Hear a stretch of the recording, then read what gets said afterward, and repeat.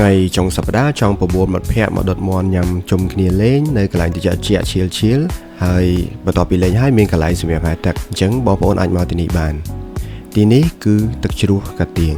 បាកាសម្បូរដោយតូរីន Royal Jelly យិនសិននិងវីតាមីនជាច្រើនទៀតដើម្បីជួយឲ្យអ្នកត្រៀមខ្លួនឆ្ពោះទៅកាន់ភាពជោគជ័យខ្លាចជាមនុស្សជោគជ័យជាមួយបាកាការនៅរៀននៅវិទ្យាល័យអាសាប្រមូលមិត្តភ័ក្តិដែលលេងជុំគ្នាដែរប៉ុន្តែពេលដែលលេងហ្នឹងគឺមិនសូវមានរបស់ញ៉ាំអីឆ្ងាញ់ៗទេពីច្រើនគឺបានត្រឹមតែមីកញ្ចប់ឬក៏ទិញត្រីខកំប៉ុងមកញ៉ាំតែប៉ុណ្ណោះអត់មានមាន់ដុតឬក៏មាន់អាំងអីដូចបច្ចុប្បន្ននេះទេធ្វើយ៉ាងម៉េចឲ្យតែបានជុំគ្នានិងបានលោតទឹកលេងជាមួយគ្នាហើយថ្ងៃនេះដែរមកលេងនៅទឹកជ្រោះកាទៀងចៃដន្យបានជួបបងប្អូនក៏ធ្វើខ្ញុំនឹកឃើញដល់អនុស្សាវរីយ៍ចាស់ៗពេលដែលលេងជាមួយនឹងពួកម៉ាក់ការរៀននៅអនុវិទ្យាល័យខុសគ្នាត្រង់ថាចំនួនបងប្អូនគឺមានមាន់សម្រាប់អាំងញ៉ាំយ៉ាងទំនងការចំនួនពួកខ្ញុំគឺញ៉ាំមីកញ្ចប់ទេហើយច្រកទឹកម្នាក់ម្ដងរៀងៗខ្លួនហើយអ្នកណាមានលុយក៏ទិញទឹកក្រូចញ៉ាំចឹងទៅហើយបច្ចុប្បន្ននេះសម្រាប់ខ្ញុំក៏មិនខុសពីមុនប្រហែលដែរព្រោះពេលទៅលេងម្ដងខ្ញុំនៅតែញ៉ាំមីដដែលគ្រាន់តែថាផ្លាស់ប្ដូរពីមីកញ្ចប់មកជាមីកំប៉ុងម្ដងកលេចមកមើលទឹកជ្រោះយើងវិញម្ដងទឹកជ្រោះកាទៀងមានទីតាំងស្ថិតនៅក្នុងភូមិកាទៀងឃុំលបាំង2ស្រុកលំផាត់ខេត្តរតនគិរីទឹកជ្រោះនេះមានចម្ងាយប្រមាណ9គីឡូម៉ែត្រពីក្រុងបន្លុងនិងចម្ងាយប្រមាណ5គីឡូម៉ែត្រពីទឹកជ្រោះកាចាញ់អញ្ចឹងបើយើងមកលេងទឹកជ្រោះកាចាញ់យើងអាចហួសមកលេងទឹកជ្រោះកាទៀងនេះបានដើម្បីអាចមកដល់ទឹកជ្រោះកាទៀងយើងត្រូវធ្វើដំណើរតាមផ្លូវលេខ78ចេញពីក្រុងបន្លុងនិងបំបីចូលផ្លូវលេខ3784ឆ្ពោះទៅកាន់ទឹកជ្រោះកាចាញ់ប៉ុន្តែមុនពេលទៅដល់ទឹកជ្រោះកាចាញ់យើងត្រូវបត់ទៅខាងស្ដាំបន្តដំណើរតាមផ្លូវលំនិងរហូតមកនឹងមកដល់ទឹកជ្រោះកាទៀងហើយ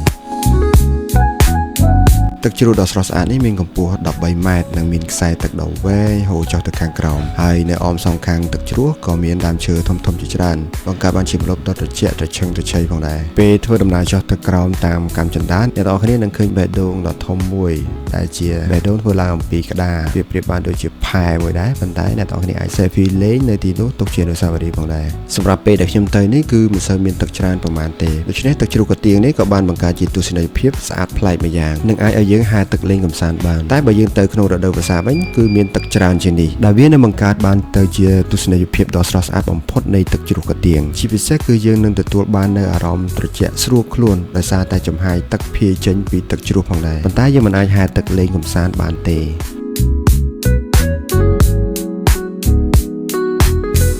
នៅខាងក្រោមទឹកធ្លាក់មានរូងល្អាងរាងទាបល្មមប៉ុន្តែយើងអាចធ្វើដំណើរខាងក្រោមនោះបានហើយវាមើលទៅមានភាពស្រស់ស្អាតប្លែកដែលយើងអាចមើលឃើញដុំថ្មជាច្រើនធ្លាក់មកកោគ្នានៅខាងក្រោមល្អាងបង្កើតបានជារូបភាពប្លែកៗគួរឲ្យទាក់ទាញហើយយើងក៏អាចថតរូបបែបច្នៃប្រឌិតប្លែកៗនៅទីនេះបានផងដែរ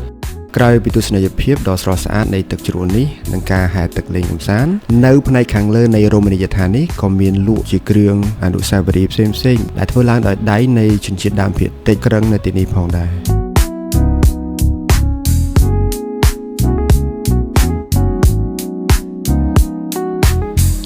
វីដេអូថ្ងៃនេះក៏ដល់ទីបញ្ចប់ហើយអរគុណសម្រាប់ការតាមដានទស្សនាតាំងពីដើមដល់ចប់បើសិនជាអ្នកនរគ្នាពេញចិត្តនឹងវីដេអូនេះកុំភ្លេចជួយចុច like ចុច share និង follow page របស់ខ្ញុំមួយផង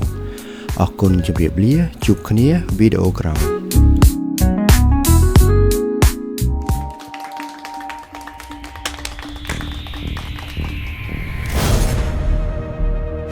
នេះជាករណីមួយក្នុងចំណោមគំរូជាច្រើនយើងតែងសន្និដ្ឋានថាមនុស្សបរាជ័យភាគច្រើនតែងតែខ្ជិលមិនដែលទទួលស្គាល់កំហុសខ្លួនឯងឆាប់ចោះចាញ់គ្រប់កលៈទេសៈទោះជាលំបាកឬងាយស្រួលទាំងនេះជាមូលហេតុដែលយើងបង្កើតបាកាសឡើងដើម្បីជំនួយខ្ញុំត្រូវតែផ្លាស់ប្ដូរខ្លួនឯង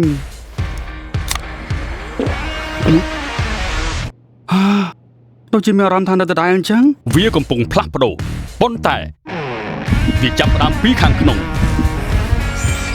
បាកាសម្បូរដោយតូរីន Royal Jelly យិនសិននិងវីតាមីនជាច្រើនទៀតដើម្បីជួយឲ្យអ្នកត្រៀមខ្លួនឆ្ពោះទៅកាន់ភាពជោគជ័យ